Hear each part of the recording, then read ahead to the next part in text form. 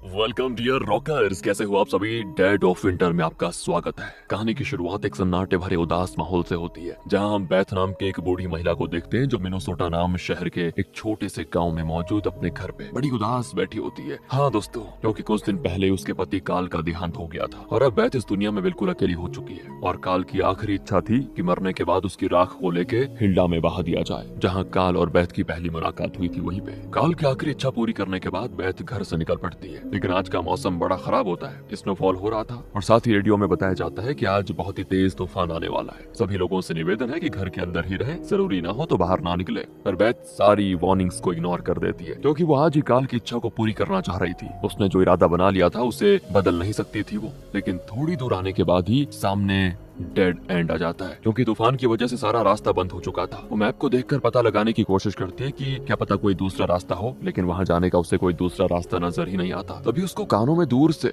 लकड़ियां काटने की आवाज गूंजती है। वह उसी आवाज का पीछा करती है, इस उम्मीद में कि शायद उस आदमी को लेक हिल्डा जाने का कोई दूसरा रास्ता पता हो। पर जैसे ही वो उस इंसान के पास जाती है, उसको दो खतरे की घंटी नजर आती है। पहले तो उस आदमी की गाड़ी में गन रखी हुई थी और दूसरा रास्ते में खून गिरा हुआ था। बेथ एक पल के लिए तो रुक जाती है, कहीं कुछ गड़बड़ ना हो। उसका दिल जोर जोर से धड़कने लग जाता है, लेकिन फिर भी वो हिम्मत जुटाकर उस आदमी के करीब जाती है। और वो आदमी जैसे ही बेथ को देखता है ना, मानो उसको हार्ट अटैक आ गया हो। एकदम से घबरा जाता है वो कि तुम कौन हो और यहाँ पे क्या कर रही हो। बेथ कहती है, देखो मैं रास्ता भटक गई हूँ, क्या तुम मुझे बता सकते हो कि लेक हिल्डा जाने का रास्ता कहाँ से है दूसरा। तो वो आदमी कहता है, दोस्तों एक्चुअली इस आदमी का नाम जेम्स है। वो कहता है कि उस पहाड़ी वाले रास्ते को फॉलो करो, तुम लेक हिल्डा पहुंच जाओगी। अब बेथ पूछना तो नहीं चाहती थी, फिर भी कह देती कि जमीन पर खून गिरा हुआ है, क्या तुम्हारा है, क्या तुम ठीक हो। तो जेम्स कहता है, हाँ सब ठीक है, मैंने हिरन का शिकार किया था, बस उसी का खून है। तब जाकर बेथ को सुकून मिलता है कि मैं तो कुछ और ही सोच समझ रही थी। इसके बाद दोस्तों वो उसी पहाड़ी वाले रास्ते की ओर बढ़ना शुरू कर देती है। लेकिन जेम्स की हरकत और उसकी बातों से साफ पता चल रहा था कि वो कुछ तो छुपाने की कोशिश कर रहा है। और अब सारे तूफानों को पार करते करते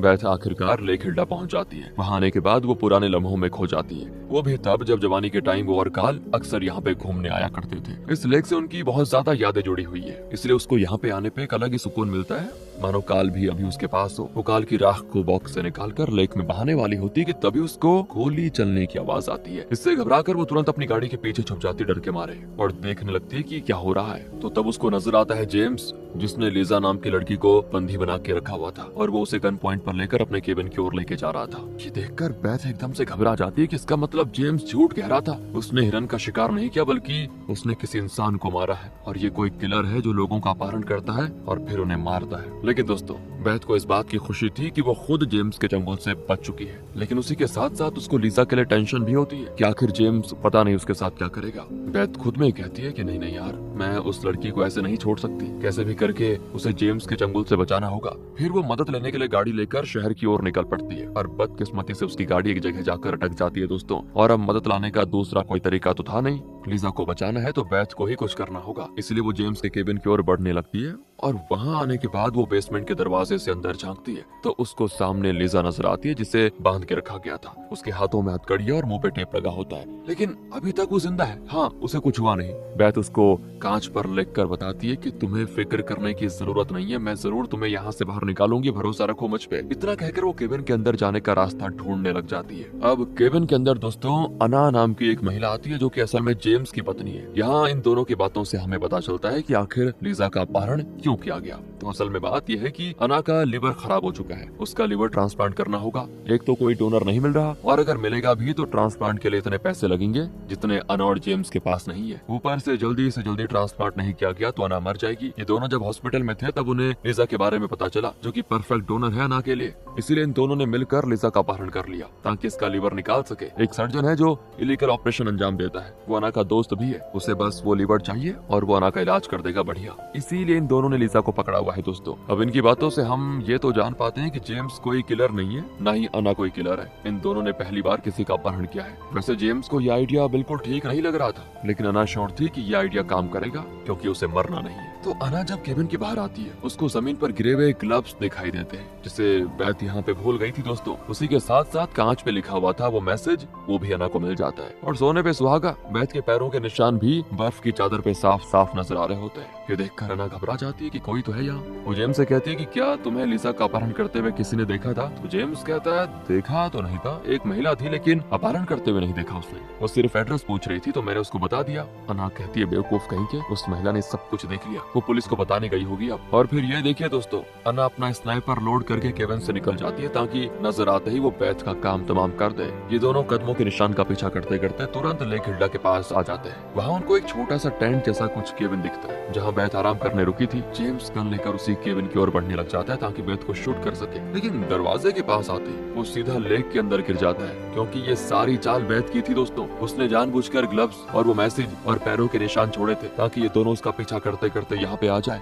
और जो उसने लेक के ऊपर बनी बर्फ को काट के रखा था उसमें गिरकर दोनों डूब जाए। ये सारा तमाशा दूर से बैथ देख रही होती है। अना जल्दी जल्दी जेम्स को लेके बाहर निकलने की कोशिश करती है, लेकिन एक तो माहौल एकदम से ठंडा, ऊपर से ऐसे ठंडे पानी में गिरना जेम्स को हाइपोथर्मिया का शिकार बना देता है। उसको बहुत ही ज्यादा ठंड लग जाती है। बैथ को पता था दोस्तों कि इन दोनों को संभलने में टाइम लगेगा और तब तक वो तुरंत केबिन की ओर भागती है ताकि लिजा को बचा सके। वो केबिन के अंदर आकर सीधे बेसमेंट में जाती है। उसे देखकर लिजा की तब जान में जान आती है, लेकिन लिजा को हथकड़ी से बांधा गया था और हथकड़ी खोलने का कोई सामान वहाँ पे मौजूद था नहीं, इसलिए बैथ ऐसा कुछ सामान ढूंढने लग जाती है जिससे हथकड़ी खोली जा सके। साथ ही वो एक और आइडिया लगाती है और जो भी चीज घर में जलाकर आग पैदा कर सकती थी सभी को पानी से भिगाकर सारे सूखे कपड़े भी पानी में डाल देती है ताकि वो दोनों अगर बचकर यहाँ घर में आ जाए तो उनको कुछ भी गर्माहट ना मिले, कांपते रहे वो। और तब किस्मत से दोस्तों बैथ को वहाँ पे एक हथौड़ा नजर आ जाता है। वो जैसे उसे उठाती है तो दूर से अना स्नाइपर चला देती है और गोली सीधे बैथ के हाथ को बुरी तरह से घायल कर देती है। और क्योंकि अना यहाँ पे आ चुकी थी उसे पता था कि बैथ नहीं उन्हें फंसाया,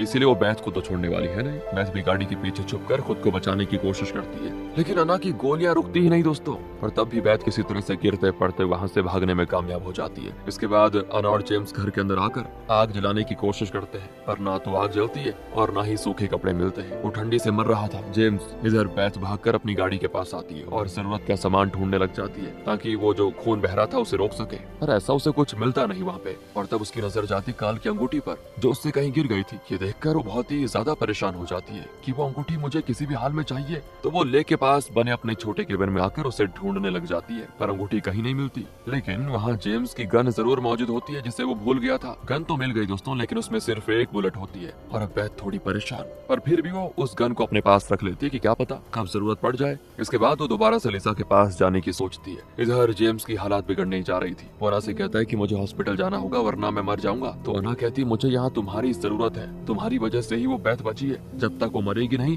तब तक मुझे सुकून नहीं मिलेगा, इसलिए मेरे साथ यहीं पे रुको। जबकि दोस्तों देखा उसे पता था कि जेम्स की ऐसी हालत हो चुकी है कि कब वो चला जाए कुछ पता नहीं, लेकिन अना तो सुनने को तैयार ही नहीं थी। ये दोनों दोबारा से बैथ को ढूंढने केबिन के बाहर आ जाते हैं और इस बार वो लिसा को भी अपने साथ ले जाते हैं। तो जैसे ये बाहर आते हैं ना, मौका देखकर बैथ उसके केबिन के अंदर घुस जाती है जहाँ सबसे पहले वो अपने खून को रोकने के लिए कोई चीज ढूंढने लग जाती है। और तब उसे मिलता है फर्स्ट एड बॉक्स जिसमें टांके लगने का सामान है। हिम्मत जुटाकर बैथ सबसे पहले अपने जख्मों पर शराब डालती है और दर्द के मारे उसकी चीखें तो निकलती है, लेकिन बहुत कोशिश करती है वो दबाने की, क्योंकि अगर बहुत जोर से चिल्लाई तो अना और जेम्स वहाँ पे आ जाते। लेकिन तब भी बैथ रुकती नहीं, उसके हाथ कांप रहे होते हैं, पर फिर भी वो अपने जख्मों को टांके लगा देती है। सोचो दोस्तों, एक तो वो बुजुर्ग और थकी हुई महिला, ऊपर से गोली लगी हुई, और इतना होने के बाद भी वो अपने जख्मों पर खुद से टांके लगा रही है। मानना पड़ेगा यार, बैथ में हिम्मत तो बहुत ज्यादा है। इसके बाद बैथ को बाहर जेम्स की कार नजर आती है। कार में रेडियो रखा होता है। वो उसकी मदद से इमरजेंसी हेल्पलाइन से कांटेक्ट करती है। कई बार ट्राई करने के बाद आखिरकार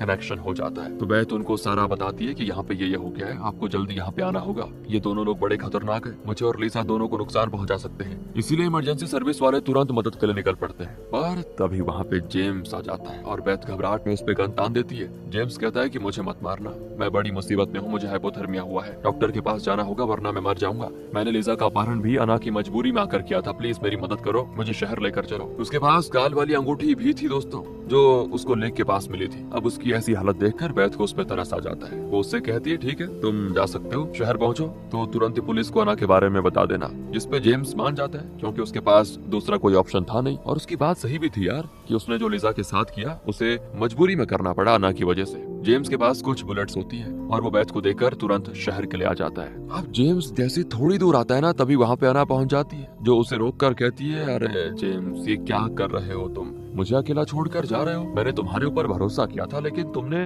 भरोसा तोड़ दिया मेरा। वो जेम्स कहता है नहीं नहीं ऐसा कुछ नहीं है, मुझे शहर जाना होगा वरना मैं मर जाऊंगा, प्लीज मुझे जाने दो। पर पागल है ना, कुछ भी सुनने को तैयार नहीं होती, वो जेम्स को जाने ही नहीं देती दोस्तों। और इधर बैथ तो काफी टाइम से इमरजेंसी सर्विस वालों के आने के इंतजार में होती है। तब उसे ख्याल आता है कि अगर इमरजेंसी सर्विस वाले आ भी गए तो वो लोग मुझे ढूंढेंगे कैसे, उनको एग्जैक्ट लोकेशन तो पता नहीं होगी मेरी। इसीलिए बैथ एक आइडिया लगाते हुए सीधे अपनी खराब गाड़ी में आग लगा देती है ताकि धुएं की मदद से वो लोग उस तक पहुंच सके। और ये आइडिया काम कर जाता है। इमरजेंसी सर्विस से 2 बंदे पास ही में मौजूद होते हैं लेकिन उन्हें लोकेशन नहीं मिल रही थी। और जैसे वो धुएं की ओर आते हैं बैथ उन्हें देख लेती है। वो लोग उससे कहते हैं कि क्या तुम ही वो इंसान हो जिसने रेडियो पर हमसे बात की थी? तो बैथ कहती है हाँ मैं ही वो हूँ। लेकिन उन दोनों को बैथ पर भरोसा नहीं होता। उन्हें शक है कि कहीं ऐसा तो नहीं कि बैथ ही वो महिला है जिसने लिजा का अपहरण किया और ये हमसे झूठ बोल रही हो, क्योंकि दोस्तों उन्होंने बैथ के पास गन देख ली थी। वो कहते हैं कि अपनी गन हमारे हवाले करो तब जाकर तुम्हारी बातों पे यकीन होगा। बैथ कुछ कर भी नहीं सकती थी इसीलिए वो अपनी गन उनको दे देती है और बैथ की बताई गई लोकेशन के हिसाब से ये लोग जेम्स के केबिन तक आ जाते हैं। और यहाँ आते ही दोस्तों उन्हें जेम्स की गाड़ी खड़ी नजर आती है। इमरजेंसी सर्विस वाले बैथ को गाड़ी में रुकाकर चेक करने जाते हैं लेकिन जैसे ही दोनों करीब आते हैं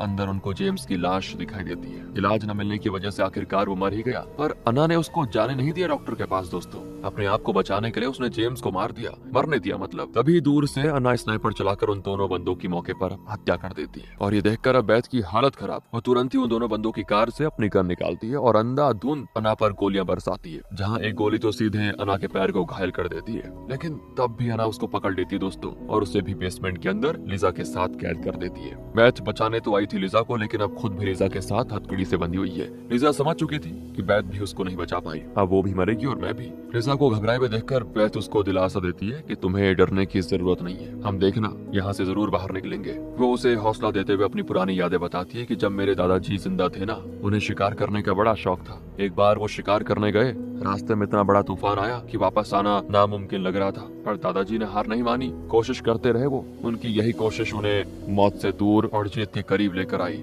और सारे तूफानों को पार करके उन्होंने खुद को बचा लिया। इसलिए लिजा हमें भी हिम्मत नहीं हारनी चाहिए, चाहे तूफान कितना ही बड़ा क्यों ना हो, हम जरूर बाहर निकलेंगे। वो अपने जूते निकालकर सामने की ओर फेंकती है दोस्तों, जहाँ एक शेल्फ के ऊपर एक टीन का बॉक्स रखा होता है। बैथ वही बॉक्स हासिल करना चाहती थी। थोड़ा ट्राई करने के बाद वो बॉक्स नीचे गिर जाता है तो बैथ उस बॉक्स के हैंडल को तोड़कर उसके कोने से अपने आप को हथकड़ी से आजाद करने लग जाती है। और किस्मत से यार ये प्लान काम कर जाता है। वो खुद को आजाद कर चुकी थी, ये होते ही वो बाहर जाने का रास्ता देखती है, लेकिन अन्ना ने दरवाजे को लॉक कर दिया था तो बैथ बेसमेंट वाले दरवाजे को तोड़ने लगती है, जो थोड़ी मेहनत के बाद टूट भी जाता है। और जब वो लिजा को हथकड़ी से बाहर निकाल रही होती है तभी वो अन्ना आ जाती है दोस्तों और वो उससे कहती है कि बहुत शातिर बुढ़िया हो तुम, इस उम्र में इतना बड़ा कारनामा कर दिखाया, बहुत ही गजब की बात है, लेकिन अब तुम कुछ भी क्यों ना कर लो मुझसे नहीं बच पाओगी। वो बैथ को गन पॉइंट पर उसको एक बड़ा सा बॉक्स घसीटते हुए टेंट के पास ले जाने को कहती है और उसी बॉक्स के अंदर दोस्तों लिवर रखा हुआ है ऑपरेशन के लिए। अन्ना बैथ से कहती है जल्दी से बॉक्स खोलो और लिजा को टेप से टेबल पर बांध दो। लिजा विनती कर रही थी कि मुझे छोड़ दो, मैंने तुम्हारा क्या बिगाड़ा, लेकिन बैथ भी मजबूर थी दोस्तों। वो टेप से लिजा को टेबल पर बांधना शुरू कर देती है और जैसे ये काम होता है ना, अन्ना सीधे बैथ पर गोली चला देती है। हाँ दोस्तों, उसने सिर्फ बैथ का इस्तेमाल करने के लिए